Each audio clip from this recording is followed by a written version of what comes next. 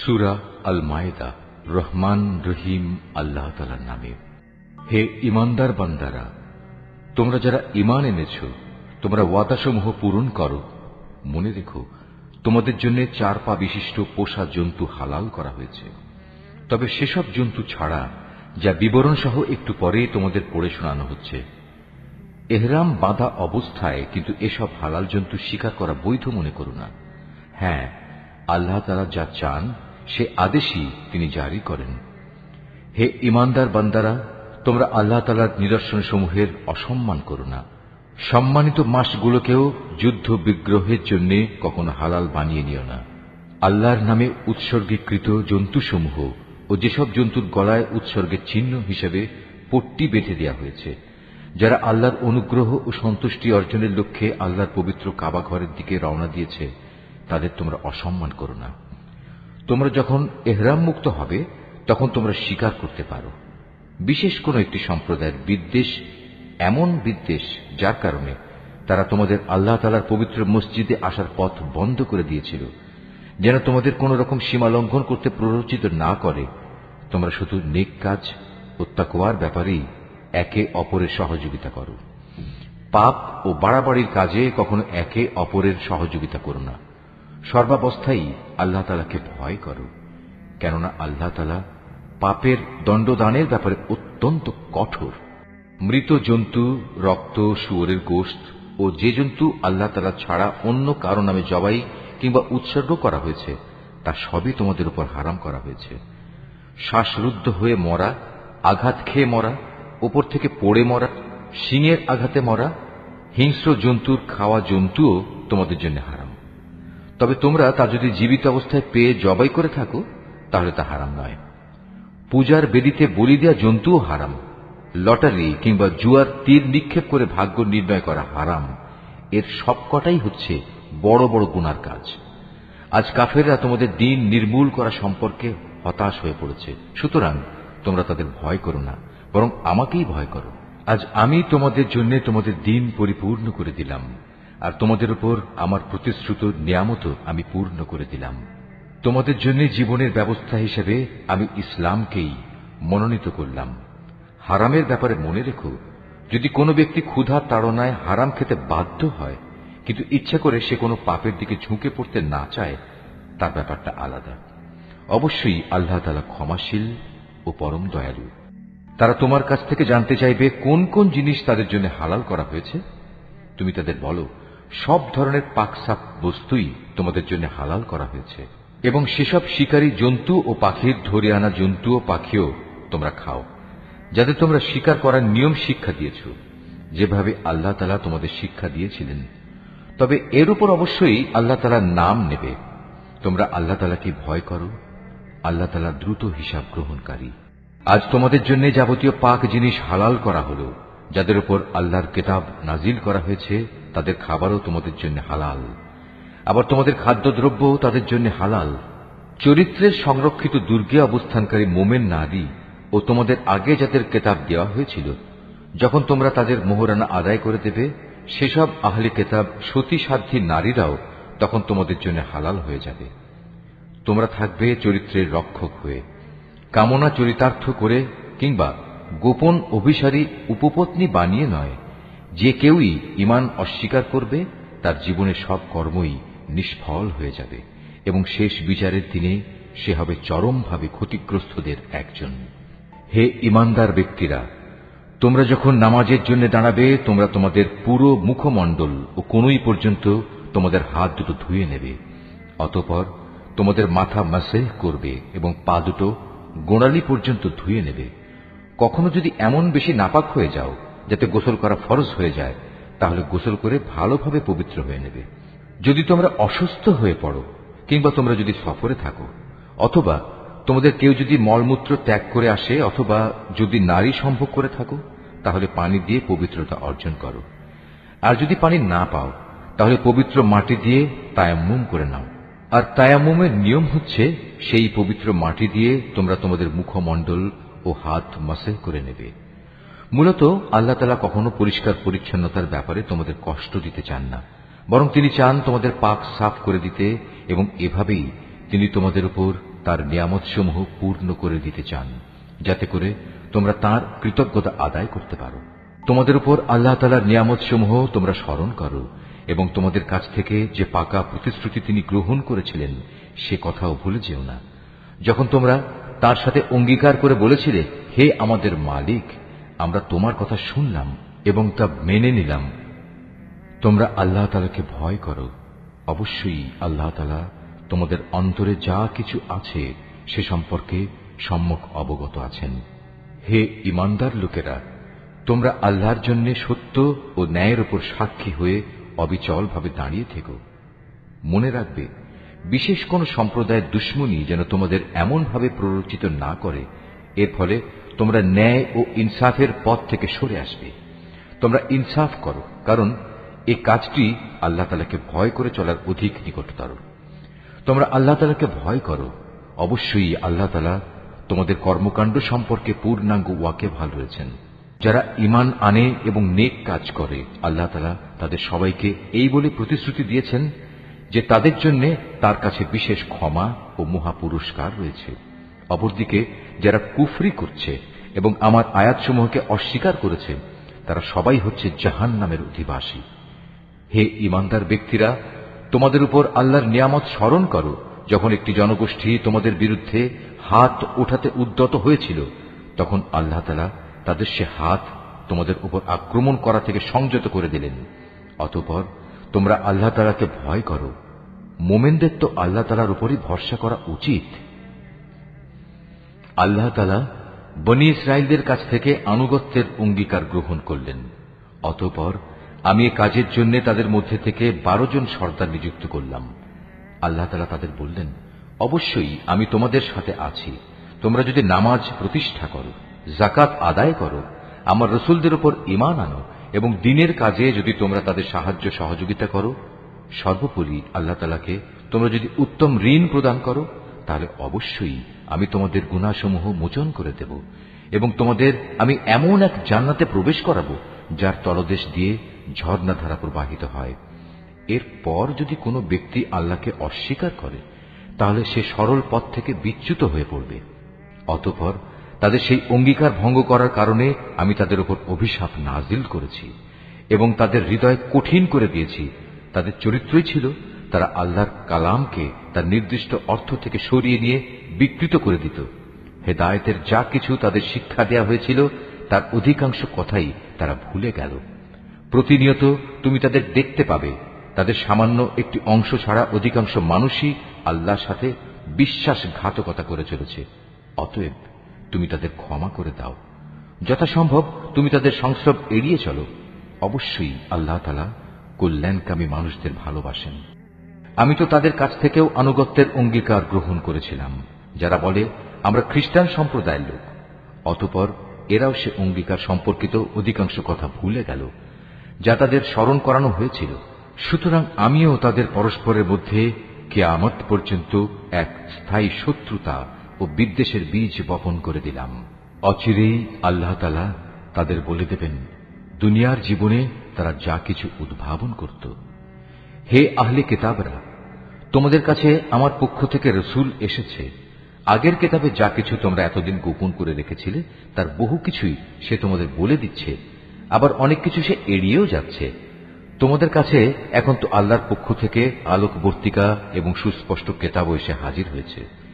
যে আল্লাহর সন্তুষ্টি লাভ করতে চায়, এই কিতাব দ্বারা আল্লাহ তাআলা তার শান্তি ও নিরাপত্তার পথ বাতলে দেন।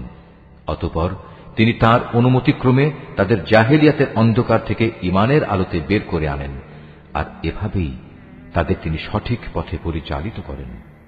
নিশ্চয়ই তারা কুফরি করেছে যারা বলেছে মারিয়ামের পুত্র মসীহ আল্লাহ।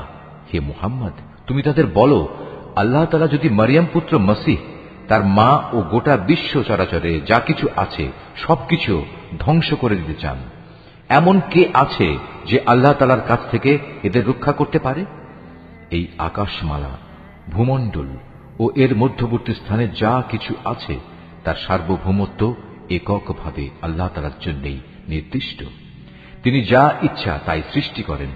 আল্লাহ তাআলা সকল বিষয়ের উপর একক ক্ষমতাবান। ইহুদি ও খ্রিস্টানরা বলে আমরা আল্লাহর সন্তান এবং তার প্রিয় পাত্র, তাদের বলো, তাহলে তিনি কেন তোমাদের গুনাহের জন্য তোমাদের দণ্ড প্রদান করবেন? মূলত তোমরা সবাই হচ্ছ আল্লাহ সৃষ্টি করা কতিপয় মানুষ। আল্লাহ তাআলা তার বান্দাদের যাকে ইচ্ছা ক্ষমা করে দেন, আবার যাকে ইচ্ছা তাকে তিনি শাস্তি প্রদান করেন। আসমান সমূহ ও জমিনের মধ্যবর্তী সবকিছুর একক মালিকানা আল্লাহ তাআলার জন্যই নির্দিষ্ট। সবকিছুকে তার দিকেই ফিরে যেতে হবে। হে আহলে কিতাবরা, রসুলদের আগমন ধারার উপরই আমার পক্ষ থেকে তোমাদের কাছে একজন রসুল এসেছে। সে তোমাদের জন্য আমার কথাগুলো সুস্পষ্টভাবে বর্ণনা করছে, যাতে করে তোমরা বিচারের কাঠগড়ায় দাঁড়িয়ে একথা বলতে না পারো যে কই আমাদের কাছে জান্নাতের সুসংবাদ বহনকারী ও জাহান্নামের সতর্ককারী হিসেবে কেউ তো আগমন করেনি। আজ সত্যি সত্যি তোমাদের কাছে সুসংবাদবাহী ও সতর্ককারী একজন রসুল এসে গেছে। বস্তুত আল্লাহ তাআলা সর্ববিষয়ে শক্তিমান। স্মরণ করো যখন মূসা তার জাতিকে বলেছিল, হে আমার সম্প্রদায়ের লোকেরা, আল্লাহ তাআলা তোমাদের উপর যে নিয়ামত নাজিল করেছেন তা তোমরা স্মরণ করো। যখন তিনি তোমাদের মাঝে বহু নবী পয়দা করেছেন, তিনি তোমাদের এ জমিনের শাসনকর্তা বানিয়েছেন, এছাড়াও তিনি তোমাদের এমন সব নিয়ামত দান করেছেন যা এ বিশ্ব জগতে এর আগে তিনি আর কাউকে দান করেননি। হে আমার জাতি, আল্লাহ তাআলা তোমাদের জন্য যে পবিত্র ভূখণ্ড লিখে রেখেছেন, তোমরা তাতে প্রবেশ করো এবং এ অগ্রাভিযানে কখনো পশ্চাৎ অপসরণ করো না। তারপরেও তোমরা যদি ফিরে আসো তাহলে ভীষণ ক্ষতিগ্রস্ত হবে। তারা বলল, হে মূসা, আমরা কিভাবে সেই জনপদে প্রবেশ করব? সেখানে তো এক দুর্দণ্ড প্রতাপশালী সম্প্রদায় রয়েছে। তারা সেখান থেকে বেরিয়ে না এলে আমরা কিছুতেই সেখানে প্রবেশ করব না। তারা সেখান থেকে বেরিয়ে এলে আমরা অবশ্যই প্রবেশ করব। যারা আল্লাহ তাআলাকে ভয় করছিল তাদের এমন দুজন লোক, যাদের উপর আল্লাহ তাআলা অনুগ্রহ করেছিলেন, এগিয়ে এসে বলল, তোমরা সদর দরজা দিয়েই তাদের জনপদে প্রবেশ করো, আর একবার সেখানে প্রবেশ করলেই তোমরা বিজয়ী হবে। তোমরা যদি সত্যিকার অর্থে মোমেন হও তাহলে আল্লাহর উপরই ভরসা করো। তারা আরো বলল, হে মূসা, সেই শক্তিশালী লোকেরা যতক্ষণ পর্যন্ত সেখানে থাকবে ততক্ষণ আমরা কোনো অবস্থায় সেখানে প্রবেশ করব না। তুমি বরং যাও, তুমিও তোমার মালিক উভয় মিলে যুদ্ধ করো, আমরা এখানে বসে রইলাম। তাদের কথা শুনে মূসা বলল, হে আমার মালিক, তুমি তো জানো আমার নিজের এবং আমার ভাই ছাড়া আর কারো ওপর আমার আধিপত্য চলে না। অতএব আমাদের মাঝে ও এই নাফরমান লোকদের মাঝে তুমি মীমাংসা করে দাও। আল্লাহ তাআলা বললেন, হ্যাঁ, তাই হবে। আগামী 40 বছর পর্যন্ত সে জনপদ তাদের জন্য নিষিদ্ধ করে দেয়া হল। এ সময়ে তারা উদ্ভ্রান্ত হয়ে পৃথিবীতে এদিক সেদিক ঘুরে বেড়াবে। সুতরাং তুমি এই নাফরমান লোকদের উপর কখনো দুঃখ করো না। হে মুহাম্মদ, তুমি এদের কাছে আদমের 2 পুত্রের গল্পটি যথাযথভাবে শুনিয়ে দাও। গল্পটি ছিল, যখন তারা দুজনই আল্লাহর নামে কোরবানি পেশ করল, তখন তাদের মধ্যে একজনের কাছ থেকে কোরবানি কবুল করা হল, আরেকজনের কাছ থেকে তা কবুল করা হল না। যার কোরবানি কবুল করা হয়নি সে বলল, আমি অবশ্যই তোমাকে হত্যা করব। যার কোরবানি কবুল করা হল সে বলল, আল্লাহ তাআলা তো শুধু পরেজগার লোকদের কাছ থেকে কোরবানি কবুল করেন। হিংসার বশবর্তী হয়ে তুমি যদি আজ আমাকে হত্যা করার জন্য আমার দিকে তোমার হাত বাড়াও, তাহলে আমি কিন্তু তোমাকে হত্যা করার জন্য তোমার প্রতি আমার হাত বাড়িয়ে দেব না। কেননা আমি সৃষ্টিকুলের মালিককে ভয় করি। আমি বরং চাইব তুমি আমার গুনাহ ও তোমার গুনাহের বোঝা একাই তোমার মাথার উপর উঠিয়ে নাও এবং এভাবেই তুমি জাহান্নামের অধিবাসী হয়ে পড়ো। মূলত এ হচ্ছে জালেমদের যথার্থ কর্মফল। শেষ পর্যন্ত তার কুপ্রবৃত্তি তাকে নিজ ভাইয়ের হত্যার কাজে উস্কানি দিল। অতঃপর সে তাকে খুন করেই ফেলল এবং এ কাজের ফলে সে ক্ষতিগ্রস্তদের অন্তর্ভুক্ত হয়ে গেল। অতঃপর আল্লাহ তাআলা সেখানে একটি কাক পাঠালেন। কাকটি হত্যাকারীর সামনে এসে মাটি খুঁড়তে লাগল। উদ্দেশ্য তাকে দেখানো কিভাবে সে তার ভাইয়ের লাশ লুকিয়ে রাখবে। এটা দেখে সে নিজে নিজে বলতে লাগল, হায়, আমি তো এই কাকটির চাইতেও অক্ষম হয়ে পড়েছি। আমি তো আমার ভাইয়ের লাশটাও গোপন করতে পারলাম না। অতঃপর সে সত্যি সত্যি নিজের কৃতকর্মের জন্য অনুতপ্ত হল। পরবর্তীকালে এ ঘটনার কারণেই আমি বনী ইসরায়েলদের জন্য এই বিধান জারি করলাম যে কোনো মানুষকে হত্যা করার কিংবা পৃথিবীতে ধ্বংসাত্মক কাজ করার শাস্তি বিধান ছাড়া অন্য কোনো কারণে কেউ যদি কাউকে হত্যা করে, সে যেন গোটা মানব জাতিকেই হত্যা করল। আবার এমনিভাবে যদি কেউ একজনের প্রাণ রক্ষা করে তবে সে যেন গোটা মানব জাতিকেই বাঁচিয়ে দিল। এদের কাছে আমার রসুলরা সুস্পষ্ট নিদর্শন নিয়ে এসেছিল, তারপরেও এদের অধিকাংশ লোক এ জমিনের বুকে সীমা লঙ্ঘনকারী হিসেবেই থেকে গেল। যারা আল্লাহ তাআলা ও তার রসুলের বিরুদ্ধে যুদ্ধ করে এবং আল্লাহর জমিনে বিপর্যয় সৃষ্টি করে, তাদের জন্য নির্দিষ্ট শাস্তি হচ্ছে এই যে তাদের হত্যা করা হবে কিংবা তাদের শূলবিদ্ধ করা হবে, অথবা বিপরীত দিক থেকে তাদের হাত পা কেটে ফেলা হবে কিংবা দেশ থেকে তাদের নির্বাসিত করতে হবে। এই অপমানজনক শাস্তি তাদের দুনিয়ার জীবনের জন্য। তাছাড়া পরকালে তাদের জন্য ভয়াবহ আযাব তো রয়েছেই। তবে এটা তাদের জন্য নয় যাদের উপর তোমাদের আধিপত্য স্থাপিত হবার আগেই তারা তওবা করেছে। তোমরা জেনে রেখো, আল্লাহ তাআলা একান্ত ক্ষমাশীল ও পরম করুণাময়। হে মানুষ, তোমরা যারা ঈমান এনেছ, আল্লাহ তাআলাকে ভয় করো এবং তার দিকে ধাবিত হওয়ার জন্য উপায় খুঁজতে থাকো। তার বিশেষ একটা উপায় হচ্ছে তোমরা আল্লাহর পথে জিহাদ করো, সম্ভবত তোমরা সফলকাম হতে পারবে। আর যারা ঈমান আনতে অস্বীকার করেছে, কিয়ামতের দিন পৃথিবীর সমুদয় ধন দৌলতও যদি তাদের করায়ত্ত থাকে, তার সাথে আরো যদি সমপরিমাণ সম্পদ তাদের কাছে থাকে, এ সম্পদ মুক্তিপণ হিসেবে দিয়েও যদি সে কিয়ামতের দিন জাহান্নামের আযাব থেকে মুক্তি পেতে চায়, তাও সম্ভব হবে না।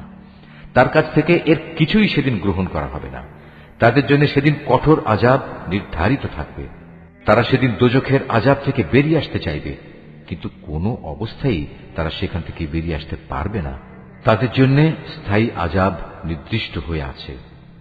পুরুষ ও নারী এদের যে কেউই চুরি করবে, তাদের হাত দুটো কেটে ফেলে। এটা তাদেরই কর্মফল এবং আল্লাহর পক্ষ থেকে নির্ধারিত দণ্ড। আল্লাহ তাআলা মহা শক্তিশালী ও প্রবল প্রজ্ঞাময়। হ্যাঁ, যে ব্যক্তি এ জঘন্য জুলুম করার পর আল্লাহ তাআলার কাছে তওবা করবে এবং নিজের সংশোধন করে নেবে, অবশ্যই আল্লাহ তাআলা তার তওবা কবুল করবেন। আল্লাহ তাআলা নিঃসন্দেহে বড় ক্ষমাশীল ও দয়াময়। তুমি কি একথা জানো না, এই আকাশমণ্ডলী ও জমিনের একক সার্বভৌমত্ব একমাত্র আল্লাহ তাআলার জন্য? তিনি যাকে ইচ্ছা তাকে শাস্তি দেন, আবার যাকে ইচ্ছা তাকে তিনি মাফ করে দেন। কেননা সবকিছুর উপর তিনিই হচ্ছেন একক ক্ষমতাবান। হে রাসূল, যারা দ্রুত গতিতে কুফরির পথে ধাবিত হচ্ছে, তারা যেন তোমাকে দুঃখ না দেয়। এরা সে দলের লোক যারা মুখে মুখে বলে আমরা ঈমান এনেছি, কিন্তু সত্যিকার অর্থে তাদের অন্তর কখনো ঈমান আনেনি। আর তাদের ব্যাপারও নয় যারা ইহুদি, তারা মিথ্যা কথা শোনার জন্য সদা কান খাড়া করে রাখে এবং তাদের বন্ধু সম্প্রদায়ের যেসব লোক কখনো তোমার কাছে আসেনি, এরা সেই অপর সম্প্রদায়টির জন্যই নিজেদের কান খাড়া করে রাখে। আল্লাহর কিতাবের কথাগুলো আপন জায়গায় বিন্যস্ত থাকার পরেও এরা তা বিকৃত করে বেড়ায় এবং অন্যদের কাছে এরা বলে, হ্যাঁ, যদি এ ধরনের কোনো বিধান তোমাদের দেওয়া হয় তাহলে তোমরা তা গ্রহণ করো, আর সে ধরনের কিছু না দেয়া হলে তোমরা তা থেকে সতর্ক থেকো। আসলে আল্লাহ তাআলা যার পথচ্যুতি চান, তাকে আল্লাহর পাকড়াও থেকে বাঁচানোর জন্য তুমি তো কিছুই করতে পারো না। এরাই হচ্ছে সেসব হতভাগ্য লোক।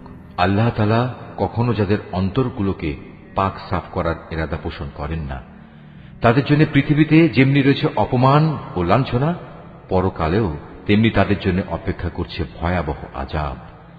ইহুদিদের চরিত্র হচ্ছে, এরা যেমন মিথ্যা কথা শুনতে অভ্যস্ত, তেমনি এরা হারাম মাল খেতেও ওস্তাদ। অতএব এরা যদি কখনো কোনো বিচার নিয়ে তোমার কাছে আসে, তাহলে তুমি চাইলে তাদের বিচার করতে পারো কিংবা তাদের উপেক্ষা করো। যদি তুমি তাদের ফিরিয়ে দাও, তাহলে নিশ্চিত থাকো এরা তোমার কোনোই অনিষ্ট করতে পারবে না। তবে যদি তুমি তাদের বিচার ফয়সালা করতে চাও, তাহলে অবশ্যই ন্যায় বিচার করবে। নিঃসন্দেহে আল্লাহ তাআলা ন্যায় বিচারকদের ভালোবাসেন।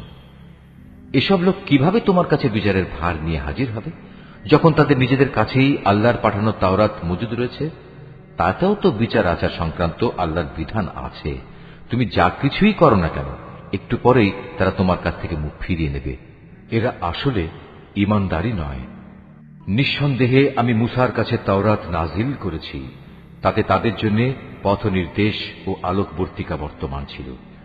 আমার নবীরা যারা আমার বিধানেরই অনুবর্তন করত, ইহুদি জাতিকে এ হেদায়েত মোতাবেকই আইন কানুন প্রদান করত। নবীদের পর তাদের জ্ঞান সাধক ও ধর্মীয় পণ্ডিতরাও এ অনুযায়ী বিচার ফয়সালা করত? কেননা নবীর পর আল্লাহর কিতাব সংরক্ষণ করার দায়িত্ব এদেরই দেয়া হয়েছিল। তারা নিজেরাও ছিল এর প্রত্যক্ষ সাক্ষী।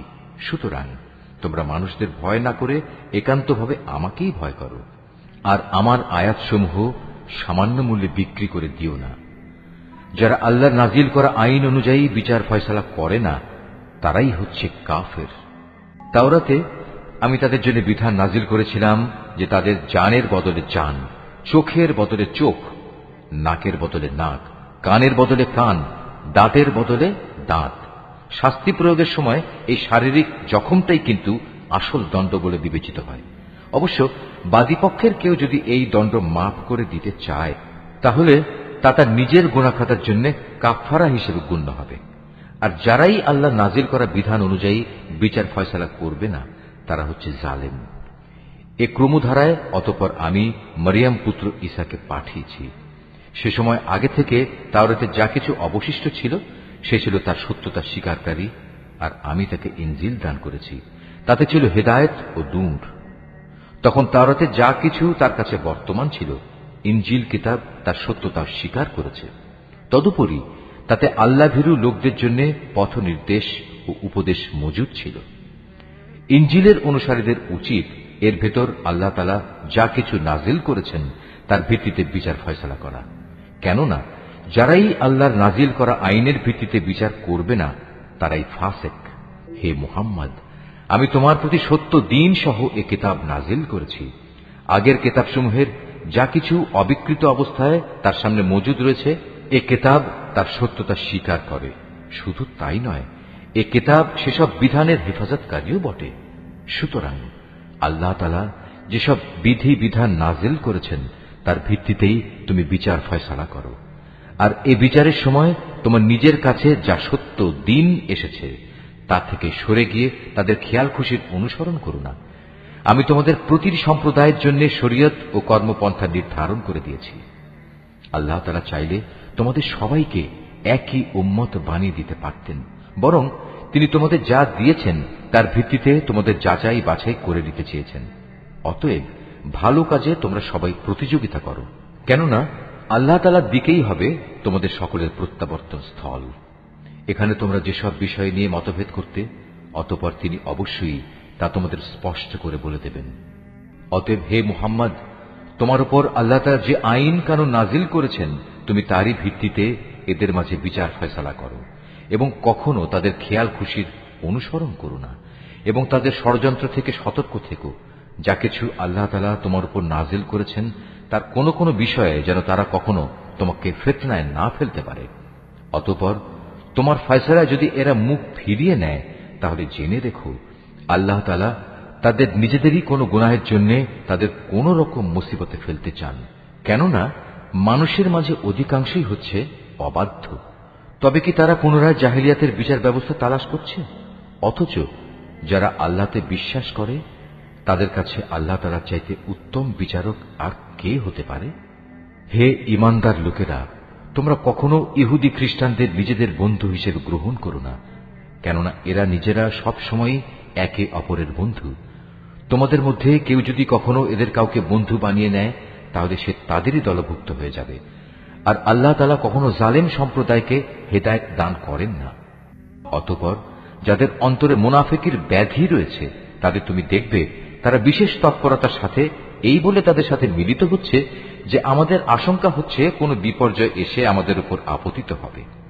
পরে হয়তো আল্লাহ তাআলা তোমাদের কাছে বিজয় নিয়ে আসবেন, কিংবা তার কাছ থেকে অন্য কিছু অনুগ্রহ তিনি দান করবেন। তখন তা দেখে এই লোকেরা নিজেদের মনের ভেতর যে কপটতা লুকিয়ে রেখেছিল তার জন্য ভীষণ অনুতপ্ত হবে। তখন ঈমানদার লোকেরা বলবে, এরাই কি ছিল সেসব মানুষ যারা আল্লাহ তাআলার নামে বড় বড় শপথ করত যে তারা অবশ্যই তোমাদের সঙ্গে আছে? এই আচরণের ফলে তাদের কার্যকলাপই বিনষ্ট হয়ে গেল, ফলে তারা ভীষণভাবে ক্ষতিগ্রস্ত হয়ে পড়ল। হে মানুষ, তোমরা যারা আল্লাহর উপর ঈমান এনেছ, তোমাদের মধ্যে কোন লোক যদি নিজের দিন ইসলাম থেকে মুরতাদ হয়ে ফিরে আসে, তাতে আল্লাহ তাআলার কোনো ক্ষতি নেই। তবে আল্লাহ তাআলা অচিরেই এমন এক সম্প্রদায়ের উত্থান ঘটাবেন যাদের তিনি ভালোবাসবেন, তারাও তাকে ভালোবাসবে। তারা হবে মোমেনদের প্রতি কোমল ও কাফেরদের প্রতি কঠোর।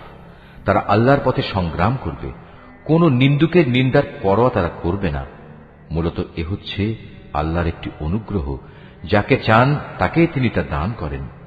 আল্লাহ তাআলা প্রাচুর্যময় ও প্রজ্ঞার আধার। তোমাদের একমাত্র পৃষ্ঠপোষক হচ্ছেন আল্লাহ তাআলা, তার রাসূল এবং সেসব ঈমানদার লোকেরা যারা নামাজ প্রতিষ্ঠা করে, যাকাত আদায় করে, সর্বোপরি আল্লাহ তাআলার সামনে যারা সদা অবনমিত থাকে। আর যে ব্যক্তি আল্লাহ তাআলা, তার রাসূল ও ঈমানদারদের নিজের বন্ধুরূপে গ্রহণ করবে, তারা যেন জেনে রাখে কেবলমাত্র আল্লাহ তাআলার দলটিই বিজয়ী হবে। হে ঈমানদার লোকেরা, তোমাদের আগে যাদের আল্লাহ তাআলার কিতাব দেওয়া হয়েছিল, তাদের মধ্যে যারা তোমাদের দিনকে বিদ্রূপ ও খেল তামাশার বস্তুতে পরিণত করে রেখেছে, তাদের এবং কাফেরদের কখনো তোমরা নিজেদের বন্ধু বানিও না। যদি তোমরা সত্যিকার অর্থে মোমেন হয়ে থাকো, তাহলে একমাত্র আল্লাহ তাআলাকেই বন্ধু বানাও এবং তাকেই ভয় করো। যখন তোমরা মানুষদের নামাজের জন্য ডাকো, তখন এই ডাককে এরা হাসি তামাশা ও খেলার বস্তু বানিয়ে দেয়। এরা হচ্ছে এমন এক সম্প্রদায় যারা হক বাতিলের কিছুই বোঝে না। হে রাসূল, তুমি এদের বলো, তোমরা যে আমাদের কাছ থেকে প্রতিশোধ নিচ্ছ, তার কারণ এই যে আমরা আল্লাহর উপর ঈমান এনেছি এবং আমাদের উপর আগে ও বর্তমানে যা কিছু নাজিল করা হয়েছে তার উপর বিশ্বাস স্থাপন করেছি। আসলে তোমাদের অধিকাংশ মানুষই হচ্ছে গুনাহগার। হে রাসূল, তুমি বলো, আমি কি তোমাদের বলে দেব আল্লাহর কাছ থেকে সবচাইতে নিকৃষ্ট পুরস্কার কে পাবে? সে লোক হচ্ছে যার উপর আল্লাহ তাআলা অভিশাপ দিয়েছেন, যার উপর আল্লাহর ক্রোধ রয়েছে এবং যাদের কিছু লোককে তিনি বানর, কিছু লোককে শুয়োরে পরিণত করে দিয়েছেন, যারা মিথ্যা মাবুদের আনুগত্য স্বীকার করেছে। এরাই হচ্ছে সেসব লোক পরকালে যাদের অবস্থান হবে অত্যন্ত নিকৃষ্ট এবং দুনিয়াতেও এরা সরল পথ থেকে বহু দূরে বিচ্যুত হয়ে পড়েছে। তারা যখন তোমার সামনে আসে তখন বলে, আমরা ঈমান এনেছি। আসলে তারা তোমার কাছে কুফরি নিয়েই প্রবেশ করছিল এবং তা নিয়েই তোমার কাছ থেকে তারা বেরিয়ে গেছে। তারা মনের ভেতর যা কিছু লুকিয়ে রাখছিল, আল্লাহ সে ব্যাপারে পূর্ণ ওয়াকিবহাল রয়েছেন। তাদের অনেককেই তুমি দেখতে পাবে গুনাহ করা, আল্লাহর সাথে বিদ্রোহ ও হারাম মাল ভোগ করার কাজে এরা একে অপরের সাথে প্রতিযোগিতা করে চলেছে। এরা যা কিছু করে মূলত তা বড়ই নিকৃষ্ট কাজ। কত ভালো হতো এদের ধর্মীয় নেতা ও পণ্ডিত ব্যক্তিরা যদি এদের এসব পাপের কথা ও হারাম মাল ভোগ করা থেকে বিরত রাখত, কারণ এরা যা কিছু সংগ্রহ করছে তা বড়ই জঘন্য। ইহুদিরা বলে, আল্লাহর দানের হাত পা বাঁধা পড়ে গেছে। আসলে তাদের নিজেদের হাতই বাঁধা পড়ে গেছে। আর তারা যা কিছু বলেছে সে কারণে তাদের উপর আল্লাহ তাআলার অভিশাপ নাজিল করা হয়েছে। আল্লাহর তো দুনিয়া আখিরাতের উভয় হাতই মুক্ত। যেভাবে তিনি চান সেভাবেই তিনি দান করেন। প্রকৃত ঘটনা হচ্ছে, তোমার মালিকের পক্ষ থেকে যা কিছু তোমার উপর নাজিল করা হয়েছে তা তাদের অনেকেরই সীমা লঙ্ঘন ও কুফরি বাড়িয়ে দিয়েছে। এই আচরণের ফলে আমি তাদের মাঝে কিয়ামত পর্যন্ত একটা শত্রুতা ও পরস্পর বিদ্বেষ সঞ্চার করে দিয়েছি। যখনই তারা যুদ্ধের আগুন জ্বালিয়ে দিতে চেয়েছে, আল্লাহ তাআলা তখনই তা নিভিয়ে দিয়েছেন। তারা বারবার এ জমিনে বিপর্যয় সৃষ্টির প্রয়াস পেয়েছে। আসলে আল্লাহ তাআলা বিপর্যয় সৃষ্টিকারীদের মোটেই ভালোবাসেন না। যদি আহলে কিতাবরা ঈমান আনত এবং আল্লাহকে ভয় করত, তবে অবশ্যই আমি তাদের গুনাহ খাতা মুছে দিতাম এবং তাদের আমি নিয়ামতে পরিপূর্ণ জান্নাতে প্রবেশ করাতাম।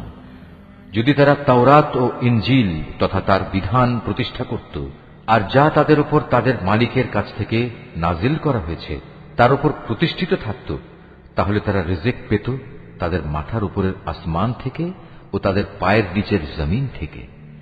তাদের মধ্যে অবশ্য একদল ন্যায় ও মধ্যপন্থী লোক রয়েছে, তবে তাদের অধিকাংশই হচ্ছে এমন যাদের কর্মফল খুবই নিকৃষ্ট। হে রাসূল, যা কিছু তোমার উপর নাজিল করা হয়েছে তা তুমি অন্যের কাছে পৌঁছে দাও। যদি তুমি তা না করো, তাহলে তুমি তো মানুষদের কাছে তার বার্তা পৌঁছে দিলে না। আল্লাহ তাআলা তোমাকে মানুষের অনিষ্ট থেকে বাঁচিয়ে রাখবেন। নিশ্চয়ই আল্লাহ তাআলা কখনো কোনো অবাধ্য জাতিকে পথ প্রদর্শন করেন না। তুমি তাদের বলো, হে আহলে কিতাবরা, যতক্ষণ পর্যন্ত তোমরা তাওরাত, ইনজিল ও তোমাদের প্রতি তোমাদের মালিকের পক্ষ থেকে যা নাজিল করা হয়েছে তা প্রতিষ্ঠিত না করবে, ততক্ষণ পর্যন্ত মনে করতে হবে তোমরা কোনো কিছুর উপরই প্রতিষ্ঠিত নেই। তোমার মালিকের কাছ থেকে যা কিছু তোমার প্রতি নাজিল করা হয়েছে তা তাদের অনেকেরই সীমা লঙ্ঘন ও কুফরি বাড়িয়ে দেবে। সুতরাং তুমি এই কাফের সম্প্রদায়ের জন্য মোটেই আফসোস করো না। নিশ্চয়ই ইহুদি, সাবেই, খ্রিস্টান যে কেউই এক আল্লাহ তাআলা ও শেষ বিচার দিনের উপর ঈমান আনবে এবং সৎকর্ম করবে তাদের কোনো ভয় নেই, পরকালেও তাদের কোনো দুশ্চিন্তাগ্রস্ত হতে হবে না। বনী ইসরায়েলের কাছ থেকে আমি আনুগত্যের অঙ্গীকার আদায় করে নিয়েছিলাম এবং সে মোতাবেক আমি তাদের কাছে রসুলদের প্রেরণ করেছিলাম। কিন্তু যখনই কোন রসুল তাদের কাছে এমন কোন বিধান নিয়ে হাজির হয়েছে যা তাদের পছন্দসই ছিল না, তখনই তারা এই রসুলদের একদলকে মিথ্যাবাদী বলেছে, আরেক দলকে তারা হত্যা করেছে। তারা ধরে নিয়েছিল এত কিছু করা সত্ত্বেও তাদের উপর কোনো বিপর্যয় আসবে না, তাই তারা সত্য গ্রহণ করার ব্যাপারে অন্ধ ও বধির হয়ে থাকল। তারপরেও আল্লাহ তাআলা তাদের প্রতি ক্ষমা পরবশ হলেন। তাদের অনেকেই আবার অন্ধ ও বধির হয়ে গেল। তারা যা কিছু করেছে আল্লাহ তাআলা তা পর্যবেক্ষণ করছেন।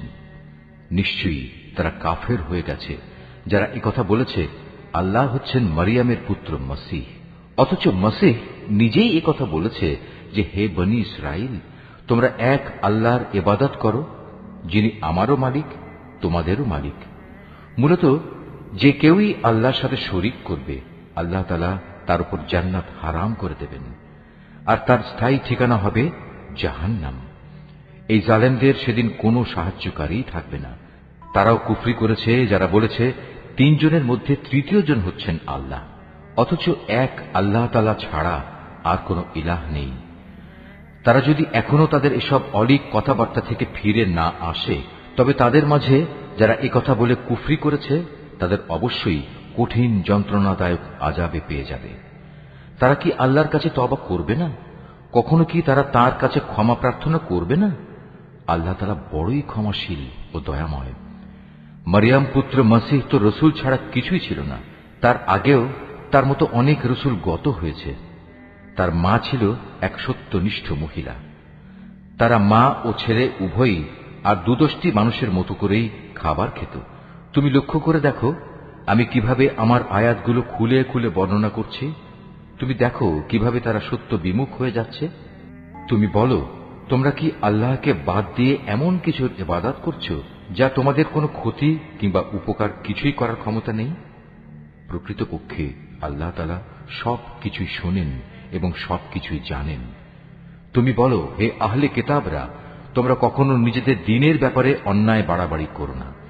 মসীহের ব্যাপারে তোমরা সেসব জাতির খেয়াল খুশির অনুসরণ করো না যারা তোমাদের আগেই পথভ্রষ্ট হয়ে গেছে এবং তারা অনেক লোককেই গোমরাহ করে দিয়েছে, আর তারা নিজেরাও সহজ সরল পথ থেকে বিচ্যুত হয়ে গেছে।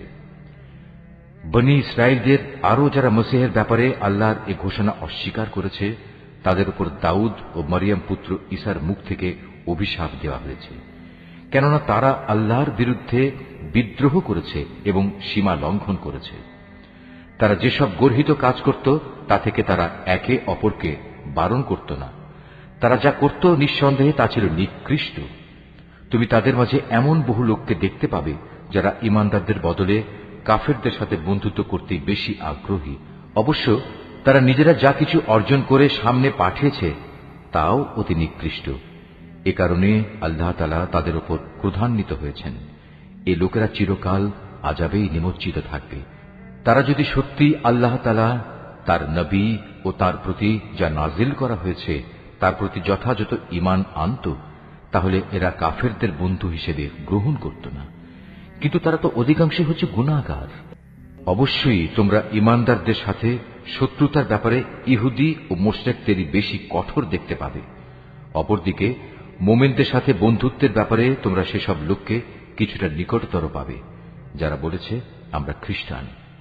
এটা এই কারণে যে তখনও তাদের মধ্যে ধর্মীয় পণ্ডিত ব্যক্তি ও সংসার বিরাগী ফকির দরবেশরা মজুদ ছিল, আর এ ব্যক্তিরা সাধারণত অহংকার করে না। রসুলের উপর যা কিছু নাজিল করা হয়েছে তা যখন এরা শোনে তখন সত্য চেনার কারণে তুমি এদের অনেকের চোখকেই দেখতে পাবে অশ্রু সজল। নিবেদিত হয়ে তারা বলে ওঠে, হে আমাদের মালিক, আমরা ঈমান এনেছি, তুমি আমাদের নাম সত্যের সাক্ষ্যদাতাদের দলে লিখে নাও। বিশেষ করে আমরা যখন এই প্রত্যাশা করি যে আমাদের মালিক আমাদের সৎ কর্মশীলদের দলভুক্ত করে দেবেন, তখন আল্লাহ তাআলা ও তার কাছ থেকে আমাদের কাছে যা কিছু সত্য এসেছে তার উপর আমরা ঈমান আনব না কেন? অতঃপর তাদের উক্তির কারণে আল্লাহ তাআলা সন্তুষ্ট হয়ে পরকালে তাদের এমন এক জান্নাত দান করবেন যার তলদেশ দিয়ে অমীয় ঝর্ণাধারা প্রবাহমান থাকবে, সেখানে তারা হবে চিরস্থায়ী। আর এটা হচ্ছে নেককার লোকদের যথার্থ পুরস্কার।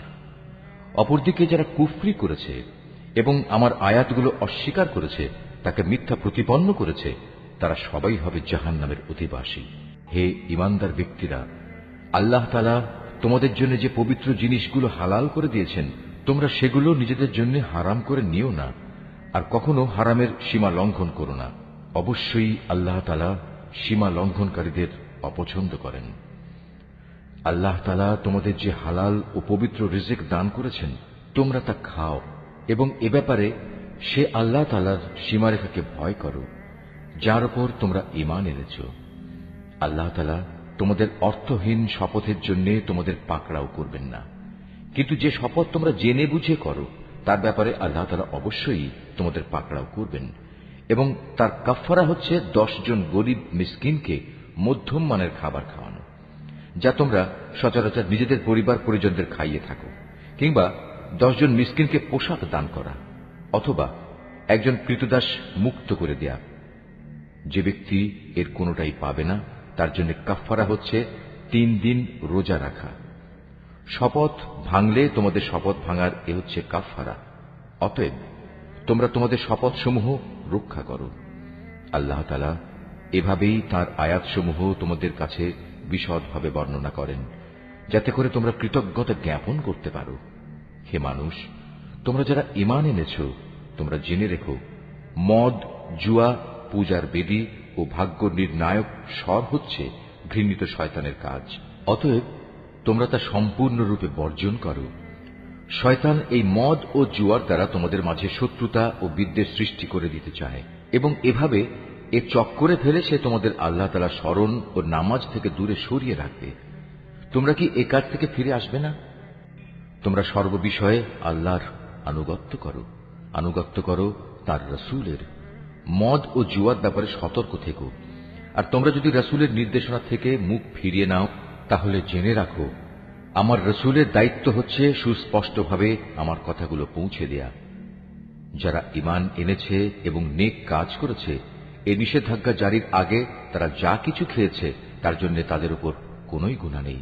হ্যাঁ, ভবিষ্যতে যদি তারা সাবধান থাকে, আল্লাহর উপর ঈমান আনে এবং নেক আমল করে, অতঃপর আল্লাহ তাআলার নিষেধ থেকে তারা সতর্ক থাকে, একইভাবে যতক্ষণ পর্যন্ত তারা ঈমান আনবে ও নেক আমল করবে, সর্বদা আল্লাহকে ভয় করবে ও সততার নীতি অবলম্বন করতে থাকবে, আল্লাহ তাআলা অবশ্যই তাদের ক্ষমা করে দেবেন। কেননা আল্লাহ তাআলা সৎ কর্মশীল মানুষদের ভালোবাসেন। হে ঈমানদার লোকেরা, ইহরাম বাঁধা অবস্থায় আল্লাহ তাআলা অবশ্যই এমন কিছু শিকারের বস্তু দিয়ে তোমাদের পরীক্ষা নেবেন, যেগুলো তোমরা সহজেই নিজেদের হাত ও বর্শা দ্বারা ধরতে পারো। এর উদ্দেশ্য হচ্ছে যেন আল্লাহ তাআলা একথা ভালো করে জেনে নিতে পারেন যে কে তাকে না দেখে ভয় করে। সুতরাং এর পরেও যদি কেউ সীমা লঙ্ঘন করে, তার জন্য যন্ত্রণাদায়ক আযাব রয়েছে। হে ঈমানদার ব্যক্তিরা, ইহরাম বাঁধা অবস্থায় কখনো শিকার হত্যা করো না। যদি তোমাদের কেউ এ অবস্থায় জেনে বুঝে কোনো শিকারী জন্তু হত্যা করে, তার জন্য এর বিনিময় হচ্ছে সে যে জন্তু হত্যা করেছে তার সমান পর্যায়ে একটি গৃহপালিত জন্তু কোরবানি হিসেবে কাবায় পৌঁছে দেবে, যার ফয়সালা করবে তোমাদের দুজন ন্যায়বান বিচারক ব্যক্তি। কিংবা তার জন্য কাফফারা হবে কয়েকজন গরিব মিসকিনকে খাওয়ানো অথবা সমপরিমাণ রোজা রাখা, যাতে করে সে আপন কৃতকর্মের স্বাদ গ্রহণ করতে সক্ষম হয়। এ নিষেধাজ্ঞা জারির আগে যা কিছু গত হয়ে গেছে আল্লাহ তাআলা তা মাফ করে দিয়েছেন, কিন্তু এরপর যদি কেউ এর পুনরাবৃত্তি করে, তাহলে আল্লাহ তাআলা অবশ্যই তার কাছ থেকে প্রতিশোধ নেবেন। আর আল্লাহ তাআলা পরাক্রমশালী ও প্রতিশোধ গ্রহণে প্রবল শক্তিমান। তোমাদের জন্য সমুদ্রের শিকার হালাল করা হয়েছে এবং তার খাবার হচ্ছে তোমাদের জন্য ও সমুদ্রের পর্যটকদের জন্য উৎকৃষ্ট সম্পদ। মনে রাখবে, যতক্ষণ পর্যন্ত তোমরা ইহরাম বাঁধা অবস্থায় থাকবে ততক্ষণ পর্যন্ত শুধু স্থলভাগের শিকারই তোমাদের জন্য হারাম থাকবে। তোমরা ভয় করো আল্লাহ তাআলাকে, যার সমীপে তোমাদের সবাইকে জড়ো করা হবে। আল্লাহ তাআলা খানায়ে কাবাকে সম্মানিত করেছেন মানব জাতির জন্য ভিত্তি হিসেবে। তিনি একে প্রতিষ্ঠা করেছেন। একইভাবে তিনি সম্মানিত করেছেন হজের পবিত্র মাসগুলোকে, কোরবানির জন্তুগুলোকে এবং এ উদ্দেশ্যে বিশেষ পট্টি বাঁধা জন্তুগুলোকে। এসব বিধান এজন্যই দেয়া হয়েছে যাতে করে তোমরা একথা জেনে নিতে পারো যে আকাশমালা ও পৃথিবীর যেখানে যা কিছু আছে আল্লাহ তাআলা তা সবই জানেন, আর নিশ্চয়ই আল্লাহ তাআলা সব বিষয়ে সর্বজ্ঞ। তোমরা জেনে রাখো, আল্লাহ তাআলা শাস্তি দানের ব্যাপারে যেমনি কঠোর, তেমনি পুরস্কারের বেলায় আল্লাহ তাআলা অত্যন্ত ক্ষমাশীল ও পরম দয়ালু। রসুলের দায়িত্ব হেদায়েতের বাণী পৌঁছে দেওয়া ছাড়া আর কিছুই নয়। আর তোমরা যা কিছু প্রকাশ করো, যা কিছু গোপন রাখো, আল্লাহ তাআলা তা সবই জানেন। হে রসুল, তুমি বলো, পাক এবং নাপাক জিনিস কখনো সমান হতে পারে না। নাপাক জিনিসের প্রাচুর্য যতই তোমাকে চমৎকৃত করুক না কেন। অতএব হে জ্ঞানবান মানুষেরা, তোমরা আল্লাহকে ভয় করো। আশা করা যায় তোমরা সফল কাম হতে পারবে। হে ঈমানদার লোকেরা, আল্লাহর নবীর কাছে এমন সব বিষয় নিয়ে প্রশ্ন করো না যার জবাব প্রকাশ করা হলে তাতে তোমাদেরই কষ্ট হবে। অবশ্য কোরআন নাজিল হবার মুহূর্তে যদি তোমরা সে প্রশ্ন করো, তাহলে তা তোমাদের কাছে প্রকাশ করা হবে। এই বিধান জারির আগে যা কিছু হয়ে গেছে তা আল্লাহ তাআলা তোমাদের মাফ করে দিয়েছেন, কেননা আল্লাহ তাআলা পরম ক্ষমাশীল ও ধৈর্যশীল। তোমাদের আগেও কিছু সম্প্রদায় তাদের নবীকে এ ধরনের প্রশ্ন করত, কিন্তু এর পরক্ষণেই তারা তা অমান্য করতে শুরু করল। দেবতার উদ্দেশ্যে প্রেরিত কান ছেঁচড়া বহিরা, দেবতার নামে উৎসর্গীকৃত সায়েবা, দেবতার উদ্দেশ্যে ছেড়ে দেয়া নর ও মাদি বাচ্চা প্রসবকারী ওয়াসিলা ও দেবতার উদ্দেশ্যে ছেড়ে দেয়া 10 বাচ্চা প্রসবকারিণী উশরি হাম, এর কোনটাই কিন্তু আল্লাহ তাআলা নির্দিষ্ট করে দেননি, বরং কাফেররাই এসব কুসংস্কার দিয়ে আল্লাহর উপর মিথ্যা আরোপ করে। আর এদের অধিকাংশ লোক তো সত্য মিথ্যার তফাৎটুকু উপলব্ধি করে না। যখন এদের বলা হয় আল্লাহ তাআলা যা কিছু নাজিল করেছেন তোমরা সেদিকে এসো, এসো তাঁর রসুলের দিকে, তখন তারা বলে, আমরা আমাদের বাপ দাদাদের যে বিধানের উপর পেয়েছি তাই আমাদের জন্য যথেষ্ট। যদিও তাদের বাপ দাদারা সত্য মিথ্যা সম্পর্কে কিছুই জানত না এবং তারা হেদায়েত প্রাপ্তও ছিল না। হে ঈমানদার লোকেরা, তোমাদের নিজেদের দায়িত্ব তোমাদের নিজেদের ওপর। অন্য কোনো ব্যক্তি যদি গোমরা হয়ে গিয়ে থাকে, তাহলে সে পথভ্রষ্ট ব্যক্তি তোমাদের কোনো ক্ষতি সাধন করতে পারবে না, যতক্ষণ পর্যন্ত তোমরা নিজেরা সঠিক পথের উপর চলতে থাকবে। তোমাদের সবাইকে আল্লাহর দিকেই ফিরে যেতে হবে। অতঃপর আল্লাহ তাআলা তোমাদের সেদিন বলে দেবেন তোমরা কে কি করেছিলে। হে ঈমানদার ব্যক্তিরা, তোমাদের কারো যখন মৃত্যুর সময় এসে উপনীত হয়, ওসিয়ত করার এ মুহূর্তে তোমরা তোমাদের মধ্যে থেকে 2জন ন্যায়পরায়ণ মানুষকে সাক্ষী বানিয়ে রাখবে। আর যদি তোমরা প্রবাসে থাকো এবং এ সময় যদি তোমাদের উপর মৃত্যুর বিপদ এসে পড়ে, তখন বাইরের লোকদের মধ্যে থেকে 2জন ব্যক্তিকে সাক্ষী বানিয়ে নেবে। পরে যদি এ ব্যাপারে তোমাদের কোনো সন্দেহ দেখা দেয়, তাহলে সাক্ষী 2জনকে নামাজের পর আটকে রাখবে। অতঃপর তারা আল্লাহর নামে কসম করে বলবে, আমরা কোনো স্বার্থের খাতিরে এ সাক্ষ্য বিক্রি করব না। এর কোনো পক্ষ আমাদের ঘনিষ্ঠ আত্মীয় হলেও নয়। আমরা আল্লাহর জন্য এ সাক্ষ্য গোপন করব না। আমরা যদি তেমন কিছু করি তাহলে আমরা গুনাহগারদের দলে শামিল হয়ে যাব। পরে যদি একথা প্রকাশ পায় এ বাইরের 2জন সাক্ষী অপরাধে লিপ্ত ছিল, তাহলে আগে যাদের স্বার্থহানি ঘটেছিল তাদের মধ্যে থেকে 2জন সাক্ষী তাদের স্থলাভিষিক্ত হবে। তারা এসে আল্লাহর নামে শপথ করে বলবে, আমাদের সাক্ষ্য অবশ্যই তাদের সাক্ষ্য অপেক্ষা বেশি সত্যভিত্তিক হবে। আমরা সাক্ষ্যের ব্যাপারে সীমা লঙ্ঘন করিনি। আমরা যদি তেমনটি করি তাহলে আমরা জালেমদের দলভুক্ত হয়ে পড়ব। এ পদ্ধতিতে মানুষদের ঠিকমতো সাক্ষ্য দানের অধিকতর সম্ভাবনা আছে, অথবা তারা অন্ততপক্ষে এ ভয় করবে যে তাদের কসম করার পর আবার অন্য কোনো কসম দ্বারা তা বাতিল করে দেয়া হবে। তোমরা আল্লাহ তাআলাকে ভয় করো এবং রসুলের কথা শোনো। আল্লাহ তাআলা কখনো পাপী লোকদের সৎপথে পরিচালিত করেন না। যেদিন আল্লাহ তাআলা সকল রসুলকে একত্রিত করে জিজ্ঞাসা করবেন, তোমাদের দাওয়াতের প্রতি মানুষদের পক্ষ থেকে কিভাবে সাড়া দেওয়া হয়েছিল, তারা বলবে, আমরা তো তার কিছুই জানি না, যাবতীয় অদৃশ্য বিষয় তুমিই পরিজ্ঞাত। স্মরণ করো যখন আল্লাহ তাআলা বলবেন, হে মারিয়াম পুত্র ঈসা, আমার সেই নিয়ামতের কথা স্মরণ করো যা আমি তোমাকে ও তোমার মাকে দান করেছিলাম। যখন আমি পবিত্র আত্মা দিয়ে তোমাকে সাহায্য করেছিলাম, তুমি মানুষের সাথে যেমনি দোলনায় থাকতে কথা বলতে, তেমনি বলতে পরিণত বয়সেও। আমি যখন তোমাকে কিতাব, জ্ঞান বিজ্ঞান, তাওরাত ও ইনজিল দান করেছিলাম, তখন তুমি আমারই হুকুমে কাঁচা মাটি দিয়ে পাখি সদৃশ্য আকৃতি বানাতে, অতঃপর তাতে ফুঁ দিতে, আর আমার আদেশক্রমেই তা পাখি হয়ে যেত। আমারই হুকুমে তুমি জন্মান্ধ ও কুষ্ঠ রোগীকে নিরাময় করে দিতে। আমারই আদেশে তুমি মৃতদেহ থেকে জীবন বের করে আনতে। পরে যখন তুমি তাদের কাছে নবুয়তের এসব নিদর্শন নিয়ে পৌঁছলে, তখন তাদের মধ্যে যারা তোমাকে অস্বীকার করেছিল তারা বলল, এই নিদর্শনগুলো জাদু ছাড়ার কিছুই নয়। তখন আমি তোমার কোন অনিষ্ট সাধন থেকে বনী ইসরায়েলদের নিবৃত্ত করে রেখেছিলাম। আরো স্মরণ করো যখন আমি হাওয়ারীদের অন্তরে এ প্রেরণা দিয়েছিলাম যে তোমরা আমার প্রতি ও আমার রসুলের প্রতি ঈমান আনো। তারা বলল, হে মালিক, আমরা তোমার উপর ঈমান আনলাম। তুমি এ কথা সাক্ষ্য থেকো যে আমরা তোমার অনুগত ছিলাম।